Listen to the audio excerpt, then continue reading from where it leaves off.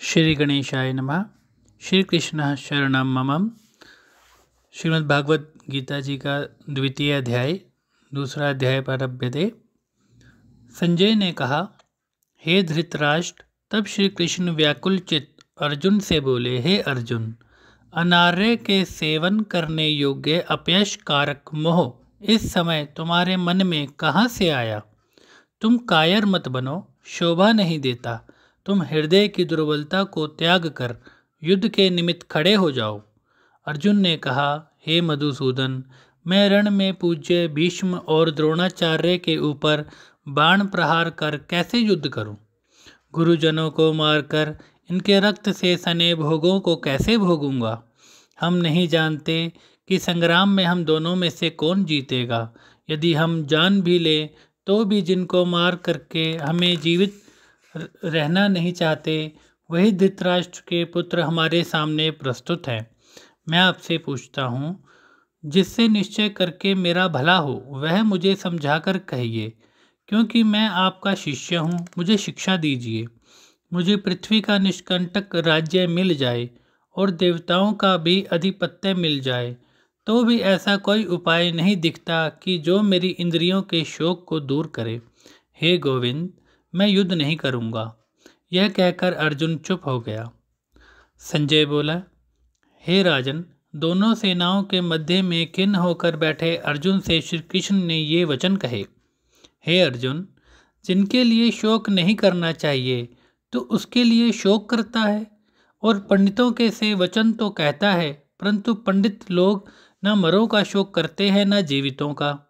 यह बात असंभव है कि मैं पहले ना था, तुम न थे और ये राजा भी ना थे और इसके बाद नहीं रहेंगे।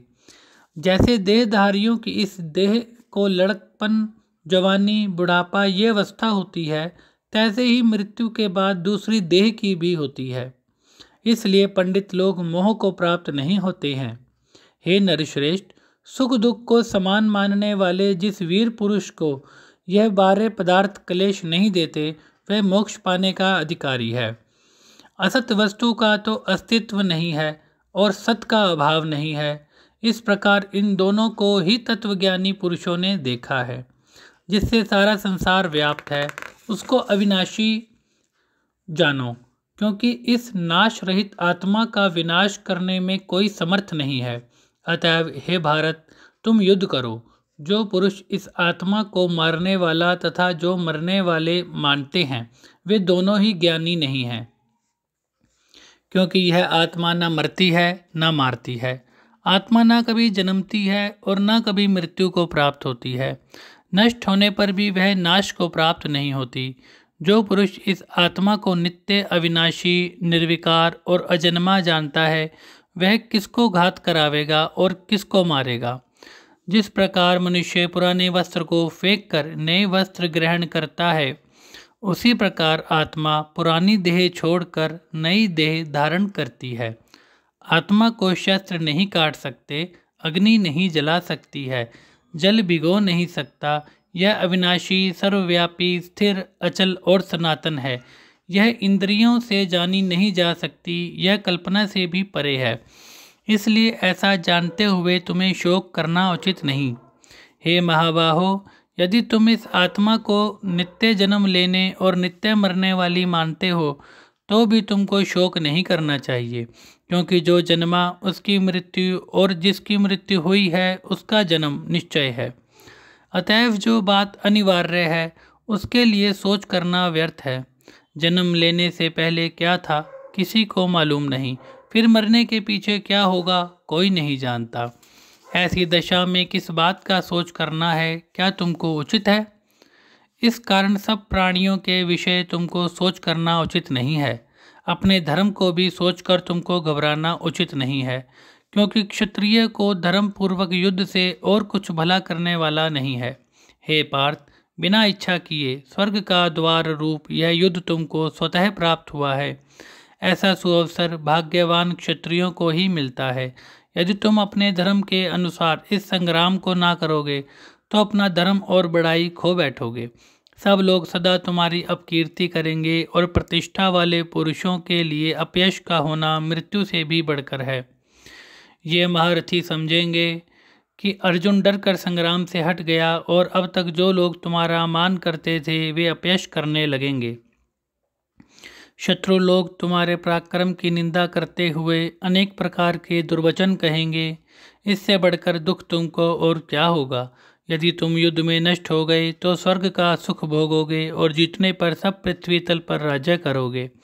इसलिए युद्ध के निमित्त दृढ़ प्रतिज्ञा होकर खड़े हो जाओ। सुख दुख, लाभ हानि, जय पराजय, इनको समान समझकर लड़ने के लिए तैयार हो। ऐसा करने से तुम पाप को प्राप्त नहीं होंगे। हे पार्थ, यह ज्ञान उपदेश ज्ञान योग के विषय में तुझसे कहा गया।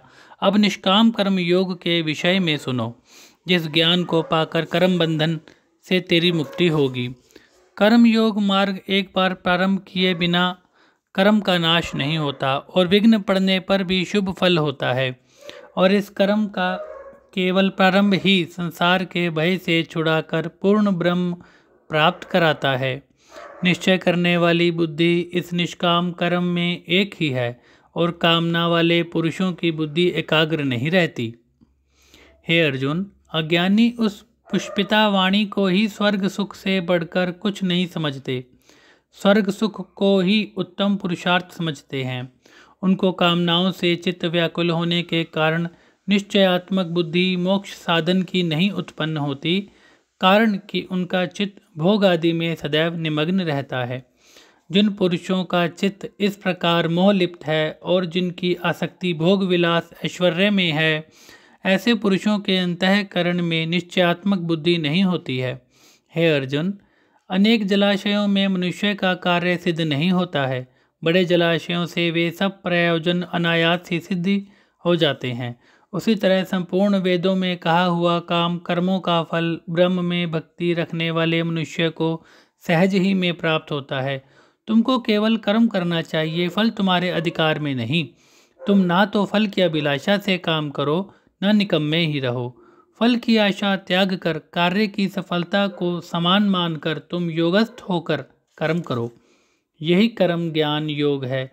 बस बुद्धि योग सहित कर्म से अन्य कर्म अत्यंत हीन है। इसलिए तुम बुद्धि योग का आश्रय ग्रहण करो। फल की इच्छा रखने वाले निकृष्ट होते हैं। निष्काम कर्म करने वाला पुरुष ईश्वर कृपा से इसी संसार में सुकृत तथा दुष्कृत इन दोनों ही का त्याग कर देता है। इसलिए तुम निष्काम कर्म में प्रवृत्त हो। कर्म फल को त्याग कर ही बुद्धि युक्त ज्ञानी पुरुष जन्म बंधन से हटकर मोक्ष को प्राप्त होते हैं। जब तुम्हारी बुद्धि मोहवन के बाहर निकल जाएगी, जब तुम्हारा मन आगे सुनने वाली तथा हुई बातों से विरक्त हो जाएगा, जिस समय वह निश्चल होकर आत्मा में स्थित होगा, तभी तुमको तत्वज्ञान प्राप्त होगा। अर्जुन ने पूछा, हे केशव, आत्मस्वरूप में निश्चल बुद्धि वाला किसको कहा है? उसके लक्षण क्या है? श्री कृष्ण जी बोले, हे अर्जुन, जो महापुरुष मन की सब कामनाओं को त्याग देता है और अपने आप ही में प्रसन्न रहता है, उसको निश्चल बुद्धि कहते हैं। दुख में किसके मन को खेद नहीं होता और सुख में किसको आसक्ति नहीं होती और प्रीति भय क्रोध जिसके जाते रहते हैं, वह महात्मा स्थिर बुद्धि वाला मुनि कहता है। जो शुभ पदार्थ प्राप्त होने से सहर्ष हर्ष नहीं करता और अशुभ से अप्रसन्न नहीं होता, उसी को स्थिर बुद्धि जानना चाहिए।